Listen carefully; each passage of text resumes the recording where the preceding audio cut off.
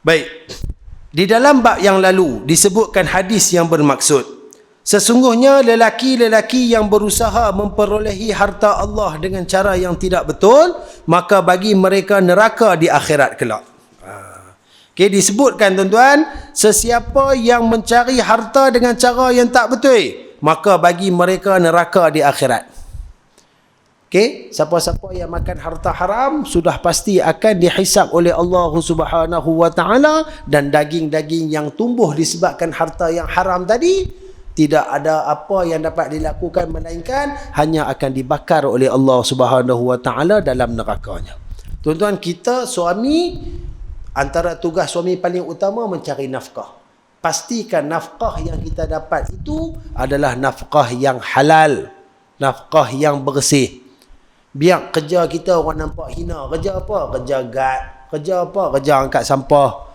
Walaupun orang nampak kerja tu kerja yang hina, kerja yang jijik, tapi tuan-tuan, rezeki yang kita dapat itu adalah halal.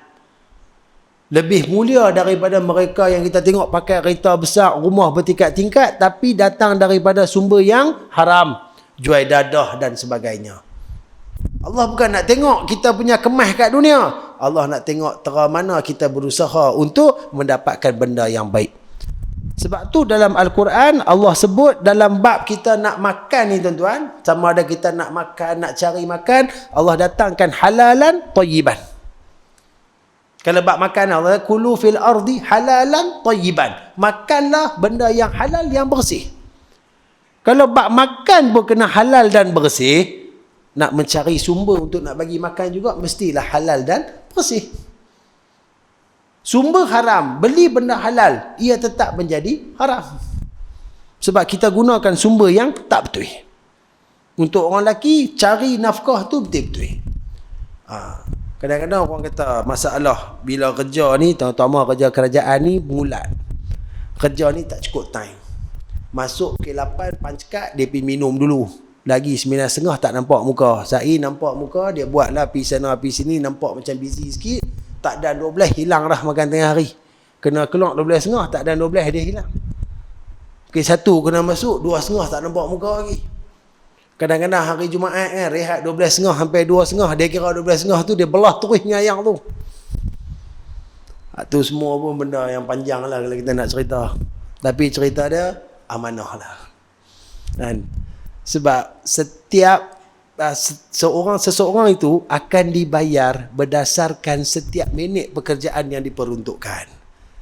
Dia tak bagi 5,000 tapi kerja dia tera 2,000. Tak jumpa lagu tu tuan-tuan. 5,000 cara 5,000, 10,000 cara 10,000, 1,000 cara 1,000. Kadang-kadang dia ni kerja duk melepak, tak ada apa. Yalah, dia gaji 1,000, kerja dia driver van lah. Ada kes dia drive, tak ada dia duduk saja. Kita gaji 10,000 nak pergi sama dengan dia. Mana boleh? Jadi dalam bab ni orang lelaki tolong jaga. Pastikan sumber yang kita nak bawa balik untuk direzekikan, disuap pada mulut isteri dan anak-anak kita, sumber yang halal dan baik. Telah disebut sabda Nabi SAW terhadap Sayyidina Mu'adz bin Jabal radhiyallahu anhu ketika Nabi SAW mengutuskannya ke Yaman. Nabi kata, dan takutlah terhadap doa orang yang dizalimi. Sesungguhnya tidak ada di antaranya, yakni doa tersebut, dan di antara Allah hijab, yakni penghalang. Tuan-tuan, orang yang dizalimi ni tuan-tuan, Allah Ta'ala bagi satu kelebihan apa dia tuan-tuan? Dia boleh mengadu direct dengan Allah tanpa mengira apa latar belakang dia. Tak kira dia tu seorang ahli maksiat, dia tu bukan kaki solat, dia tu tak tutup aurat, bahkan mungkin dia tu tak beriman kepada Allah, dia kufur dengan Allah, tapi dia dizalimi, dia minta ke Allah. Tuan-tuan, tidak ada penghalang untuk menyebabkan permintaan doa tadi tak sampai kepada Allah. Pasal apa Nabi pesan benda macam tu kat Sayyidina Mu'adz? Sebab Nabi nak suruh dia berlaku adil kepada penduduk Yaman. Jangan buat bagi benda orang boleh tak puas hati, orang tak suka, orang marah hang. Sebab takut nanti bila mereka doa sampai direct kepada Allah Subhanahu wa taala, takut Allah akan cepat menurunkan balasan kepada kita. Jadi benda ni kena jaga-jaga, kena hati-hati. Ya? Sebab kita membicarakan tentang penganiayaan dan kezaliman. Kita seronok perkena orang, kita seronok tipu orang. Kita tak heran orang susah ke apa ke, janji kita senang, kita kaya. Kan orang yang duk buat MLM lah, yang tu lah, yang ni lah tuan-tuan. Orang duk kena tipu sedia. Yang kaya dia saja, orang lain semua susah. Dia duk nampak pada mata kasar, mampu pergi kat hampa, janji aku kaya. Dia tak nampak yang tersirat. Semua doa ni akan datangkan satu malapetaka yang besar kat atas dia satu hari nanti. Kalau kod kat dunia tak jadi apa-apa, nak lari mana? Nak pergi mana? Kita percaya pada hari akhirat. Kita percaya pada pembalasan dan keadilan Allah Azza wa Jalla. Nak lari mana? Jadi jangan seronok duk aniaya, duk zalim, duk perkena orang. Baik tuan-tuan. Berkata seorang penyair, kita ambil dia punya terjemahan. Jangan kamu melakukan kezaliman ketika kamu berkuasa. Sesungguhnya kezaliman itu akibatnya kembali kepada penyesalan. Matamu tidur, sedangkan orang yang dizalimi itu terus berjaga. Dia mendoakan keburukan ke atas kamu dan mata Allah tidak tidur. Kita seronok, kita bersedap dengan kita aniaya orang, kita tipu orang, kita ada kuasa, kita guna kuasa tu betul-betul untuk memenuhkan kita punya harta, untuk mengenyangkan perut kita. Sedangkan di bawah kita tu tuan-tuan ada ramai lagi yang kena jaga. Lantak hampa lah. Hampa pandai-pandai lah. Aku buat hal aku saja. Ingat, mata Allah tidak pernah tidur. Penglihatan Allah bukan tampak di luar saja. Allah mengetahui luar dan dalam kita.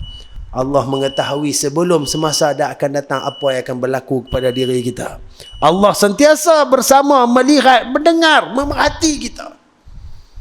Kalau kita boleh pegang benda ni tuan-tuan, di mana saja aku berada, siapa pun tak ada, Allah Ta'ala ada, tuan-tuan, kita akan jauh daripada maksiat.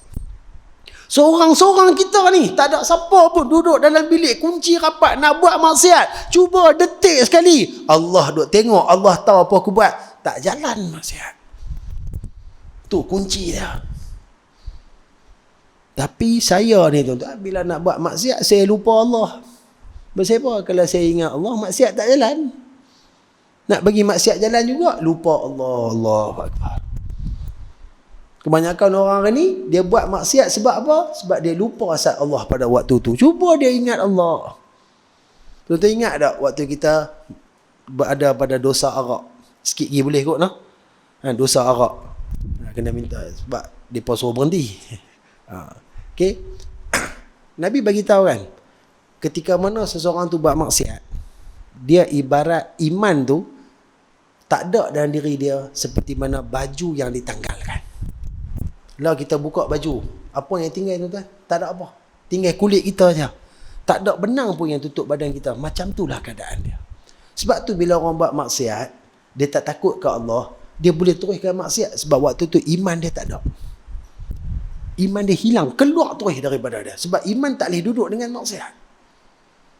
Orang yang percaya kepada Allah takkan buat maksiat. Takkan buat perkara yang dilarang dan dibenci Allah. Tapi bila dia buat juga, benda tu kan keluar. Dan kalaulah mati pada waktu maksiat sedang dilakukan, la haula wala quwata illa billah. Moga Allah jauhkan benda tu pada kita. Allah matikan kita dalam husnul khatimah. Ingat tuan-tuan, nak buat apa pun kat orang tuan-tuan, tolong ingat Allah perhati kita. Allah tahu. Siapa pun tak tahu. Ni seorang-seorang ni, Allah tahu. InsyaAllah maksiat dapat dikurangkan sedikit demi sedikit dalam kehidupan kita. Jadi tuan-tuan dirahmati Allah, saya berhenti dekat ni dulu. InsyaAllah nanti kita sambung lagi.